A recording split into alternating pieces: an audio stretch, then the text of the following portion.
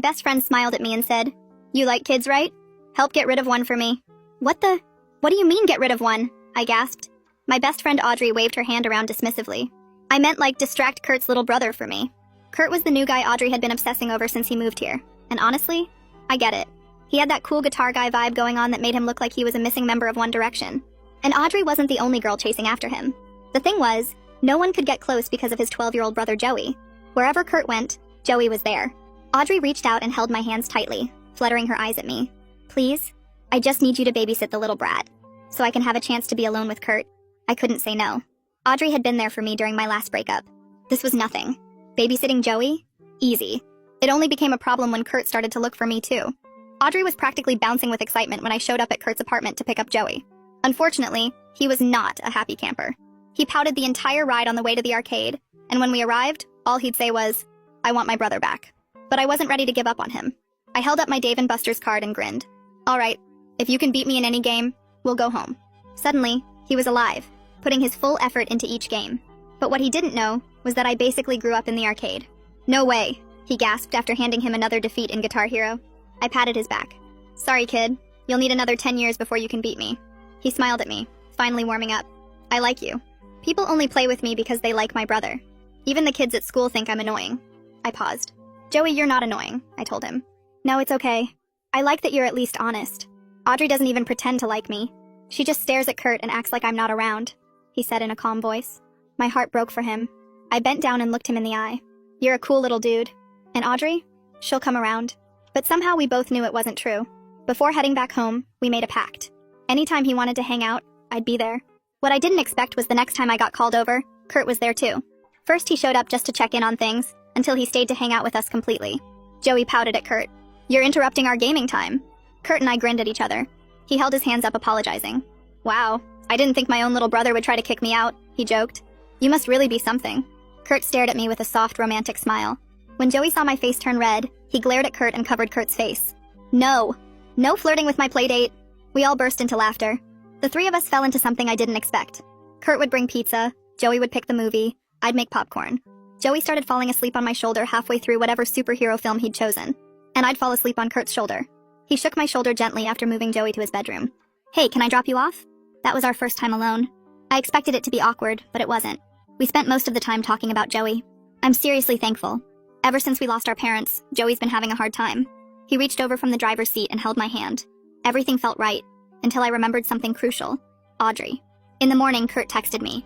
"Would you want to get dinner together later?" Without Joey for once. Like, just us?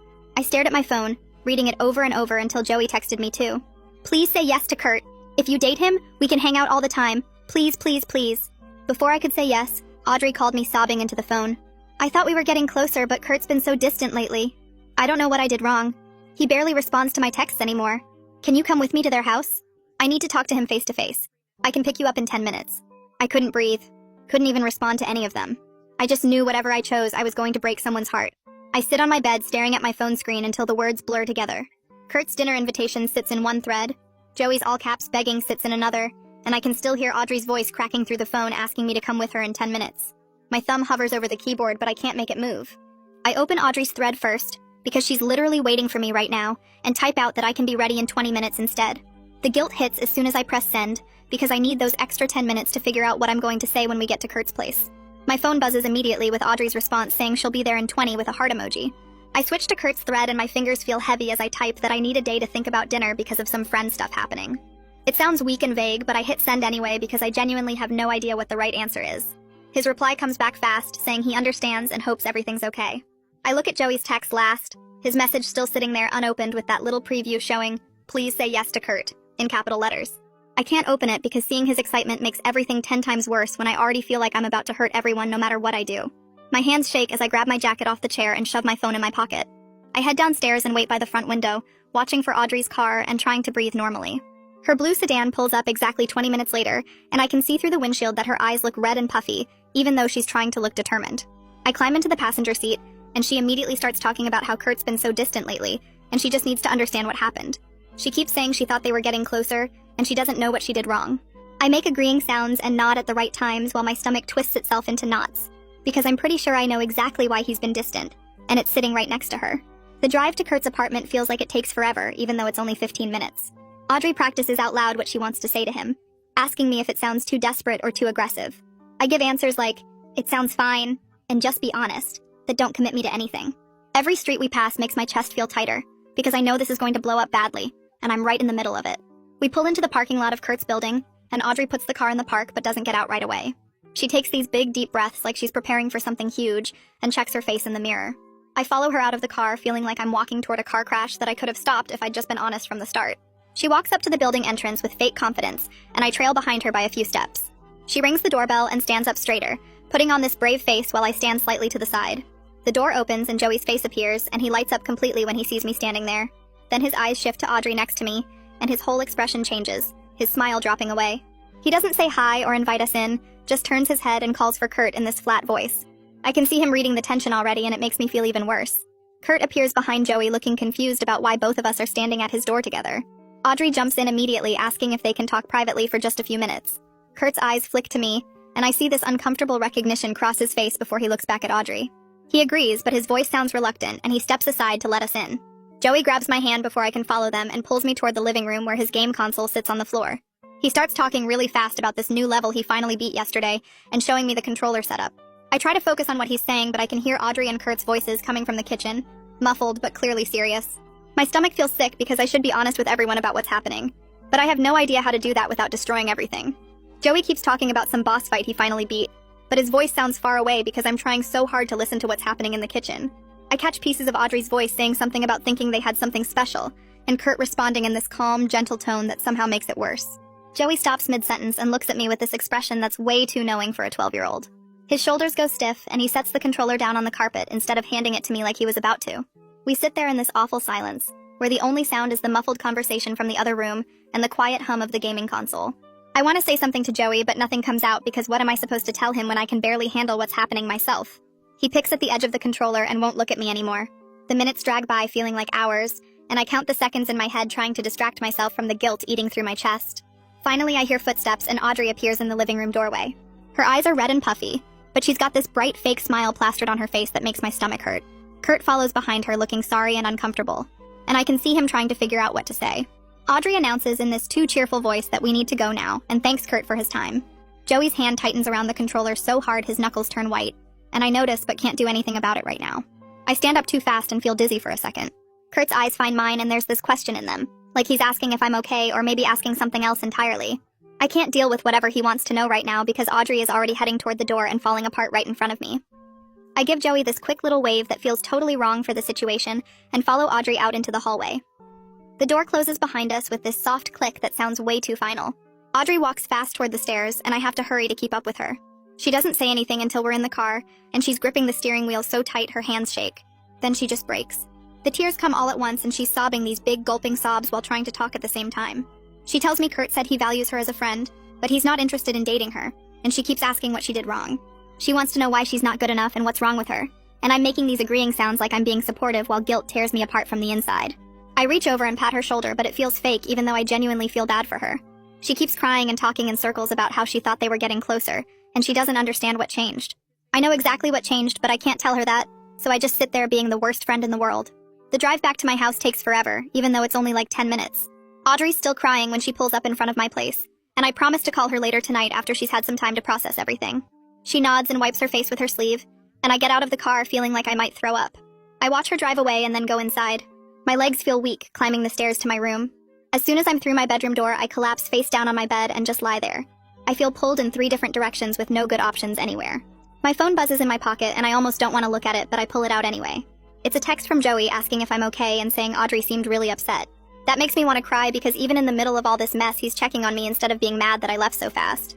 I text back telling him I'm fine and we'll hang out soon, but I keep it short and vague because I don't know what else to say. I stare at the ceiling for a while trying to figure out what I'm supposed to do now. An hour goes by and my phone buzzes again. This time it's Kurt asking if we can talk when I have a chance. I stare at his message for like 10 minutes just reading it over and over. Finally, I type back that I need a day or 2 to figure some things out. His response comes back right away saying he understands and he's not going anywhere. That should make me feel better, but it just makes everything more complicated. I spend the rest of the evening lying on my bed trying to do homework, but not actually getting anything done. My mom calls me down for dinner and I tell her I'm not hungry. She doesn't push it, which I'm grateful for. When I finally try to sleep that night, my brain won't shut off. I keep replaying every single moment from that first day at the arcade with Joey. The way he smiled when he finally started having fun. How Kurt looked at me during our movie nights. Every time Audrey talked about her crush on him, and I just nodded along like I wasn't developing feelings too. I know I like Kurt, but I also know Audrey's my best friend, and Joey needs things to be stable way more than I need a boyfriend. I barely sleep at all, and when my alarm goes off in the morning, I feel like I got hit by a truck. School is going to be terrible. I drag myself through getting ready, and almost consider staying home, but that would just make things worse. When I get to the school, I'm jumpy and exhausted, and I feel like everyone can see right through me. Then I spot Audrey down the hallway, and she looks even worse than I feel. Her eyes are swollen, and she's wearing her hair down, which she only does when she's trying to hide her face.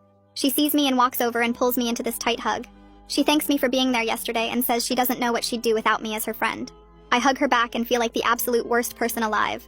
Lunch is torture. I sit at our usual table, and Audrey immediately starts going through every single interaction she's had with Kurt. She's trying to figure out where she misread the signals, and our other friends are all offering sympathy and suggestions. I stay quiet and push food around on my tray. Then someone mentions seeing Kurt talking to me at Joey's school event last week. My whole body goes cold. Audrey's expression does this weird shift like something just clicked in her head, but then she forces this smile and says something about how nice it is that I'm helping with Joey. The smile doesn't reach her eyes though, and I know she's starting to put pieces together. The rest of lunch drags on forever, and I barely touch my food. My hands feel shaky every time I pick up my fork. When the bell finally rings, I grab my stuff and head to my next class in a daze. The afternoon classes blur together because I can't focus on anything the teachers are saying. My notebook fills up with random doodles instead of actual notes. After the final bell rings, I walk out of my last class and find my feet carrying me toward the counseling office without really deciding to go there. The hallway feels too bright and too loud with everyone rushing past me to get outside. I push through the main office doors and approach the front desk where a woman with reading glasses looks up at me. She asks if I need something, and I hear myself say, "I want to talk to a counselor if anyone's available." She checks her computer screen and tells me Marcella Holland has an opening right now if I want to go in. I hesitate for maybe 3 seconds before nodding, and she points me toward a door down the hall. I knock twice and a voice tells me to come in. Marcella is way younger than I expected, maybe late 20s with her hair pulled back in a simple ponytail. She has this calm way of looking at me that doesn't feel like she's judging anything. She gestures to a chair across from her desk, and I sit down gripping my backpack straps. She asks what brings me in today, and I start talking about stress with balancing friend stuff in school. The words come out stiff and rehearsed like I'm reading from a script. She nods along and asks a few questions about my classes and my friends. I give vague answers that don't really mean anything. Then she asks if there's something specific that's been bothering me lately, and suddenly my throat gets tight. I try to keep talking about homework and tests, but my voice cracks. Before I can stop myself, I'm crying, and the whole story comes tumbling out about Audrey and Kurt and Joey. I grab tissues from the box on her desk and wipe my face while explaining how I was supposed to babysit Joey so Audrey could get close to Kurt. But then I started having feelings too. The words keep coming faster, and I tell her about movie nights and Kurt asking me to dinner and Audrey crying on the phone. Marcella doesn't interrupt at all, just sits there listening with her hands folded on the desk. When I finally run out of words, she waits a few seconds before speaking. She asks me what I actually want versus what I think I should want. The question catches me completely off guard because nobody else has asked me that. Everyone just assumes I should pick Audrey's feelings over mine because she's my best friend. I wipe my eyes again and admit I have feelings for Kurt that feel real and important. But I'm terrified of hurting Audrey, who's been there for me through everything. And I'm worried about Joey getting caught in the middle of adult drama when he already lost his parents. Marcella nods slowly and asks if I think my feelings for Kurt would just disappear if I ignore them. I shake my head because I know they won't. She points out that feelings don't work that way, and pretending they don't exist usually makes things worse. Marcella leans forward slightly and says, "I need to have an honest conversation with Audrey before anything else happens." She explains that the longer I avoid it, the worse the betrayal will feel when Audrey inevitably finds out. And she will find out eventually because these things always come to light. I nod because I know she's right, even though the thought of that conversation makes me want to throw up. Marcella also points out that I can't control Audrey's feelings or her reaction. The only thing I can control is my own honesty and integrity. She asks if I want to be the kind of person who lies to their best friend, or the kind who tells hard truths even when it's scary.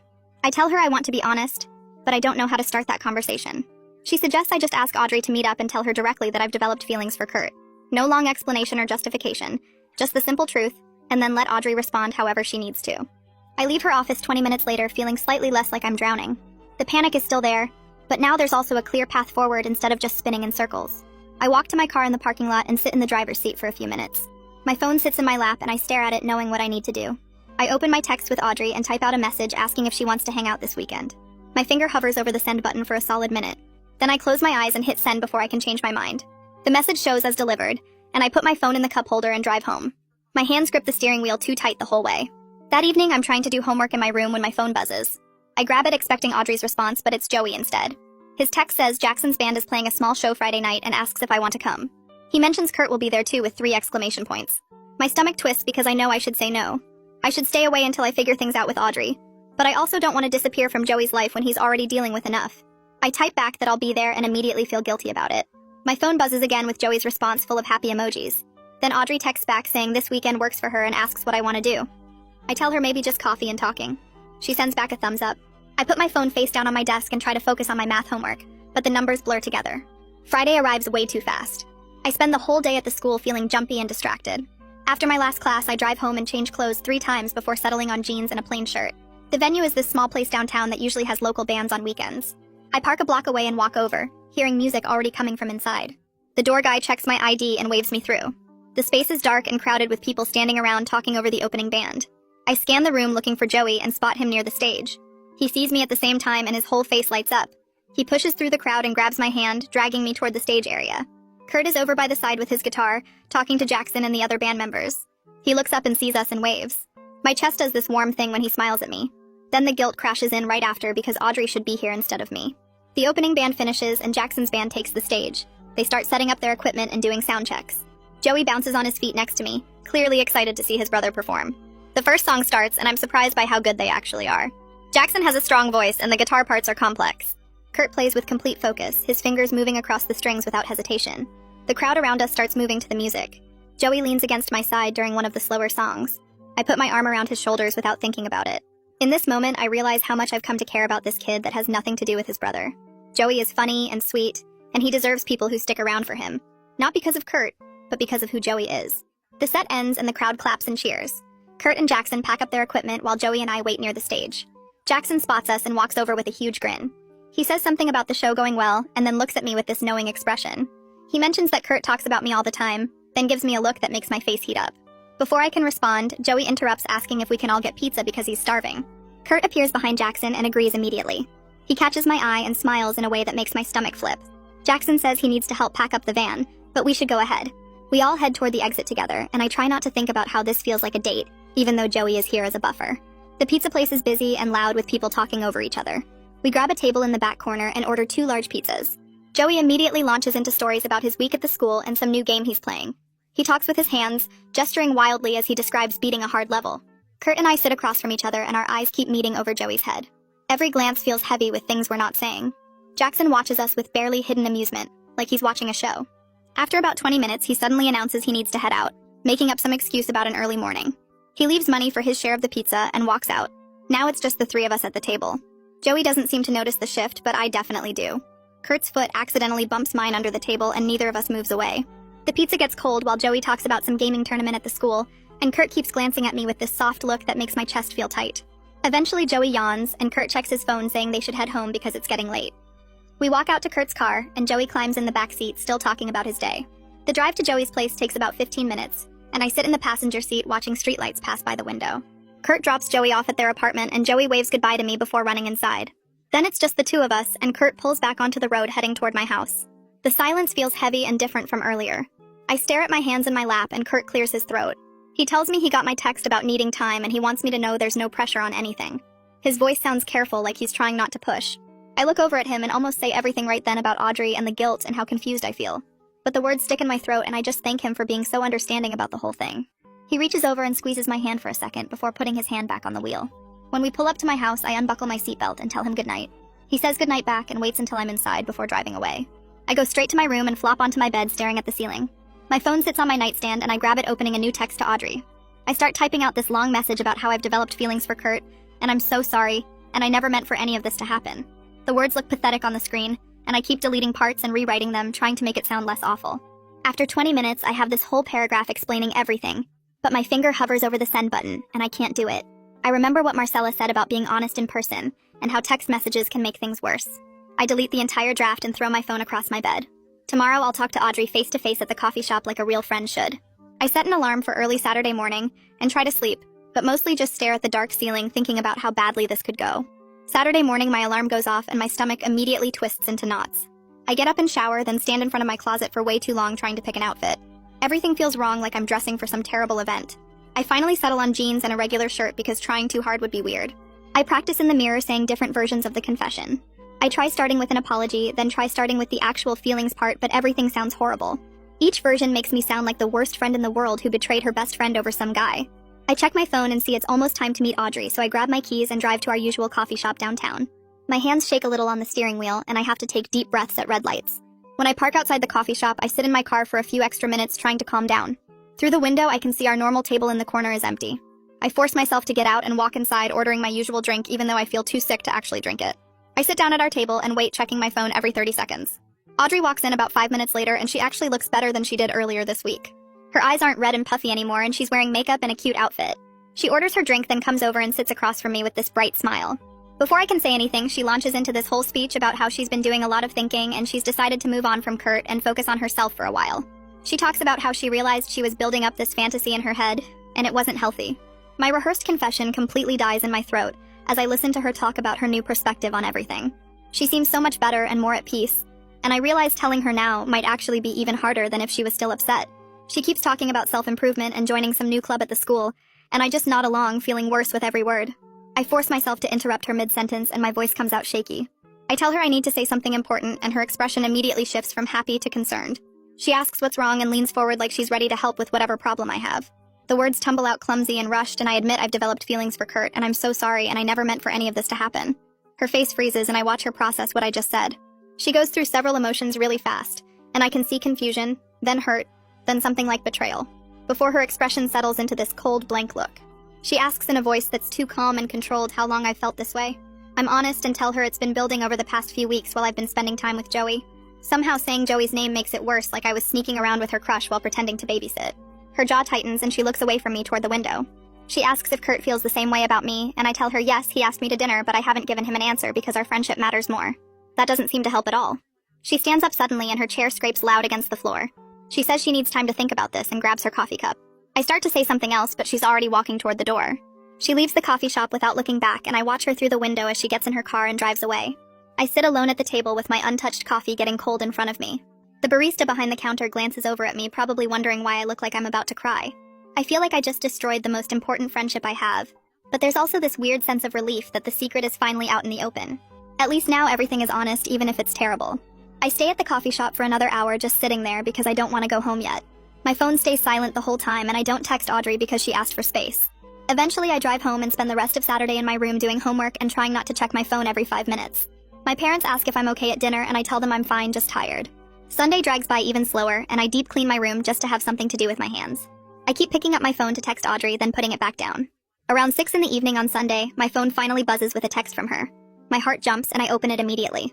She asks me not to go on that dinner with Kurt yet, and says she needs more time to process everything, and she doesn't want to see me with him right now. I respond right away saying of course I'll wait, and her friendship matters way more to me than any potential relationship. She sends back a thumbs up emoji and nothing else. I put my phone down, feeling relieved she responded, but also sad that our friendship feels so damaged. Monday morning, I wake up to a text from Kurt asking if I've thought more about dinner, and saying he'd really like to take me out this week. I stare at the message for a long time, trying to figure out how to explain. I type back telling him about my conversation with Audrey on Saturday, and how she asked me to wait before going on any dates with him. I explain that I need to respect her feelings right now because she's my best friend. Kurt responds pretty quickly saying he respects that decision, and he's not going anywhere so we can take whatever time I need. But even through the text, I can sense the disappointment, and it makes my chest ache. I thank him for understanding and tell him I'll let him know when things settle down. He sends back a simple okay with a sad face emoji. I get ready for school feeling exhausted even though the day hasn't started yet. Everything feels complicated and messy, and I don't know how long Audrey will need, or if Kurt will actually wait, or if Joey will be mad at me for making everything weird between his brother and my friend. At the school, I keep my head down and try to focus on classes, but my mind keeps wandering to Kurt's unanswered text and Joey's excited messages that I still haven't opened. During lunch, I spot Audrey sitting with our usual group, and she waves me over with a small smile that doesn't quite reach her eyes. I slide into my seat, and she asks about the history homework in a polite voice that feels wrong coming from my best friend who normally complains about assignments. Our other friends exchange quick glances like they know something happened, but nobody asks directly. Maya mentions seeing Kurt at the music store yesterday, and Audrey's smile gets tighter, but she just nods and changes the subject to weekend plans. I pick at my sandwich and mostly stay quiet while the conversation flows around me. After lunch, I find myself walking toward the counseling office without really planning to, and the secretary tells me Marcella has an opening. I sit in the small office with its motivational posters, and she asks how things went with Audrey. I explain the coffee shop conversation, and how Audrey asked me to wait before dating Kurt, and Marcella nods slowly. She reminds me that being honest was the right choice even when it's hard, and that I can't control how long Audrey needs to process everything. I leave feeling slightly better, but still heavy with the weight of everything unresolved. The next few days crawl by with Audrey staying civil but distant. And I notice some of our mutual friends acting slightly weird around me like they've heard a version of events. I don't ask what Audrey told them because I'm too tired to defend myself or explain the messy situation. Kurt and I text occasionally about homework or random stuff, but we both avoid talking about anything serious. I go to game night at their apartment later that week, and Joey immediately notices something's off. He pauses his game and looks at me with those two smart eyes. He asks if I'm mad at Kurt because there's been weird energy lately. I force a smile and tell him everything's fine, but he gives me this skeptical look that makes him seem way older than 12. He doesn't push it, but I can tell he doesn't believe me, and the rest of game night feels strained.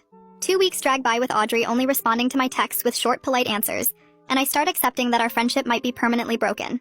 Kurt and I keep things friendly on the surface, but there's this careful distance between us now, like we're both afraid to say the wrong thing. Joey texts me more than usual, asking when I'm coming over next, and if everything's okay, and I can tell he's confused by the sudden shift in how we all act around each other. Then one afternoon, my phone buzzes with a text from Joey that makes my chest tight. He says he got in a fight at the school after some kids teased him about being a charity case whose brother only gets attention from girls. I immediately text back asking if he's okay and if Kurt knows what happened.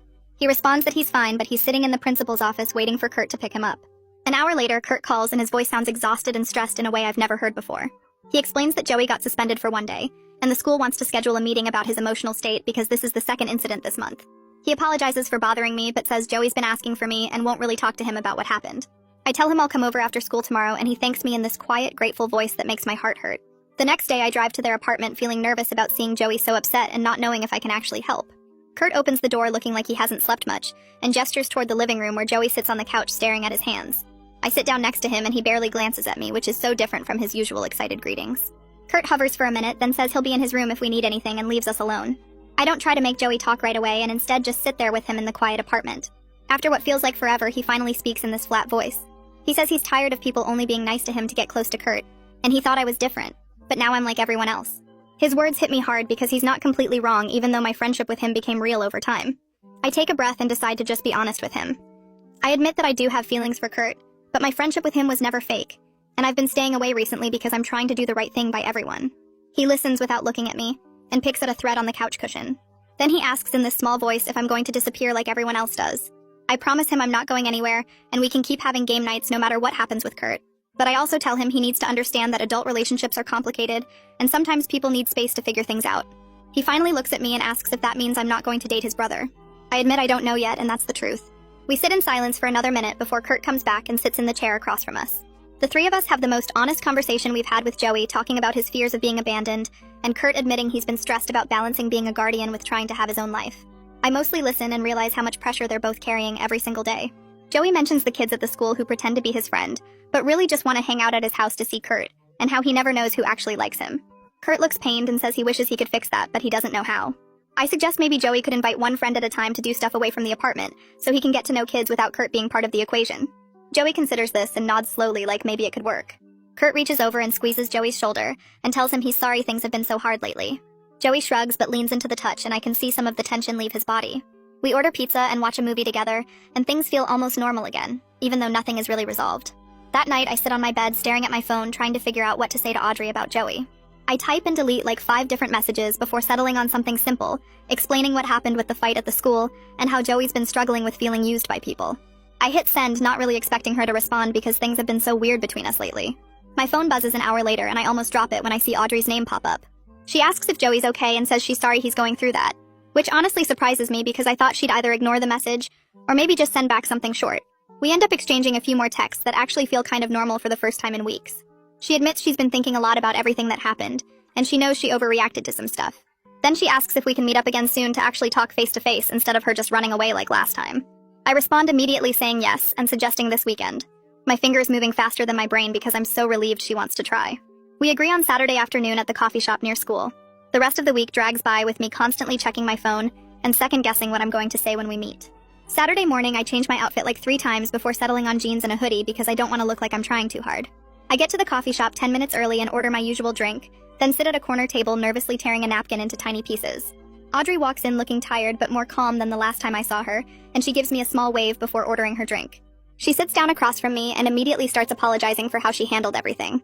She says she built up this whole fantasy about Kurt in her head without really knowing him as a person and watching me actually connect with him, and Joey made her feel like she was replaced. I listen without interrupting because I can tell she needs to get this all out. She admits she was jealous not just of my relationship with Kurt, but also of how easy it seemed for me to bond with Joey when she could never figure out how to talk to him. I apologize again for not being honest sooner and for the way everything happened, telling her I should have said something as soon as I realized my feelings were getting complicated.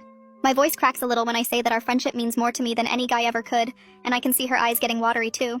We both end up crying a little bit right there in the coffee shop with people probably staring at us, but neither of us really cares. Audrey reaches across the table and squeezes my hand, saying she knows our friendship is more important, but she also has to be real that things have changed between us. I nod because she's right, and pretending everything can just go back to normal would be lying to ourselves. She takes a breath and says she needs me to not date Kurt for a while longer, while she fully works through her feelings about everything. I agree, even though I'm not totally sure what a while means, and part of me worries it might be forever. Then she surprises me again by mentioning she's been talking to this guy from her art class, and her face actually lights up a little when she describes him. I ask her more about him and she gets kind of shy, but admits he asked her to work on a project together, and they've been texting a lot. Hearing that makes me feel hopeful that maybe she really is starting to move on instead of just saying she is. Later that day, I text Kurt asking if we can talk, and he calls me back within 5 minutes sounding slightly nervous. I tell him about my conversation with Audrey and how she asked me to wait before we start dating, and there's a long pause on the other end. Kurt finally says he understands, and he respects that I'm trying to do right by my friendship, but he's also honest that he doesn't want to wait forever in some weird limbo situation. We talk for almost an hour about what feels fair to everyone, and eventually we agree to stay friends for now and revisit the possibility of dating in a month. It feels both reasonable and impossibly far away at the same time. Like a month could either fly by or drag on forever depending on how things go. He asks if I'll still come around to hang out with Joey, and I promise him I will because my friendship with Joey exists separately from whatever might happen between us. Before we hang up, he says something about how he thinks I'm worth waiting for, and my face gets hot, even though nobody can see me blushing. The next Thursday, I show up at their apartment for what Joey and I decide will be our official weekly game night. Joey's practically bouncing when he opens the door, immediately pulling me toward the TV where he's already got everything set up. Kurt appears from his room and asks if we want pizza, and Joey yells yes without taking his eyes off the screen. I can feel Kurt watching us for a minute before he heads to the kitchen to order food, and the tension from before seems a little less heavy. Over the next few weeks, we fall into a pattern where Thursdays are just me and Joey, and sometimes Kurt joins us for the last hour, but mostly he gives us space. Joey starts opening up more about school and his friends, mentioning this one kid who actually seems to like hanging out with him for real and not because of Kurt. I suggest maybe inviting that kid over sometime when Kurt's not around, and Joey considers it like it's this revolutionary idea he's never thought of before. 2 weeks after my talk with Kurt, I get called down to the counseling office, and Marcella is waiting with her usual calm expression. She asks how things have been going, and I fill her in on the progress with Audrey and the agreement Kurt and I made about waiting. Marcella nods and says it sounds like I'm handling a really difficult situation with a lot of thought and care for everyone involved. Then she reminds me that I can't control whether everyone ends up happy, and I need to make choices that match my own values too, not just what keeps other people comfortable. I leave her office feeling both validated and slightly guilty, because part of me knows I'm still trying to make everyone else happy, even when it means putting my own feelings on hold. 3 weeks after the coffee shop conversation with Audrey, my phone starts buzzing more regularly with her texts. She sends me a meme about our chemistry teacher, and I send back a GIF, and suddenly we're texting like we used to before everything got complicated. She complains about this massive homework assignment, and I complain about my mom being annoying, and it feels almost normal, except there's still this unspoken thing hanging between us. Then one day she texts me that the art class guy asked her out and she said yes, with like 5 exclamation points and a bunch of happy emojis. I respond immediately telling her I'm excited for her and asking her to tell me everything about him. She sends back a long paragraph describing their first date plans, and I can practically hear her voice getting all giddy through the text. Something shifts in my chest reading her messages. Like maybe this is actually going to work out, and we're all going to find our way through this mess. Thursday night, I'm at Joey's apartment for our usual game night when Kurt appears in the doorway and asks if he can talk to me for a minute. Joey makes exaggerated kissy faces until Kurt throws a pillow at him, and I follow Kurt into the kitchen, feeling my heart speed up. He leans against the counter and asks if I've thought any more about us, pointing out that the month we agreed on is almost up. My hands start shaking slightly, so I shove them in my pockets, taking a breath before responding. I tell him I want to try dating, but we need to take it slow and keep being honest with everyone about what's happening. Kurt's whole face lights up and he steps closer, asking if that means he can actually take me on a real date now. I nod and he grins, already suggesting this restaurant he's been wanting to try. Joey yells from the living room asking what we're talking about, and Kurt and I look at each other before heading back to tell him together. The next day, Kurt and I meet Audrey at the same coffee shop where we had our last big conversation. My hands shake as we walk in together and spot her already sitting at a corner table with 3 cups in front of her. She looks up when we approach and her expression shifts from confused to understanding in about 2 seconds. We sit down and Kurt starts explaining that we want to try dating, but we wanted to tell her first before making anything official. I watch her face go through a bunch of emotions while he talks, and I add that her friendship matters more to me than anything else. She stays quiet for what feels like forever, just staring at her coffee cup and turning it in slow circles on the table. Then she takes a breath and says she appreciates us telling her directly instead of letting her find out some other way. She admits it's still weird, and she's not totally okay with it, but she can accept it as long as I don't expect her to hang out with us as a couple or hear about our relationship stuff. I agree immediately, and Kurt nods, saying that's completely fair. We sit there for a few more minutes, making awkward small talk about homework before Audrey says she needs to get going. She hugs me before leaving, which feels like a good sign, even though the hug is shorter than usual. That evening, Kurt and I go back to his apartment to tell Joey together. He's playing video games when we walk in, and barely glances up until Kurt sits down next to him and pauses the game. Joey makes an annoyed sound and looks between us with suspicion written all over his face. Kurt explains that we're going to try dating, and Joey's immediate reaction is to jump up and cheer, which makes me laugh. But then his expression changes and he asks what happens if we break up and I have to stop coming over. My chest tightens because it's a valid fear and I can see real worry in his eyes.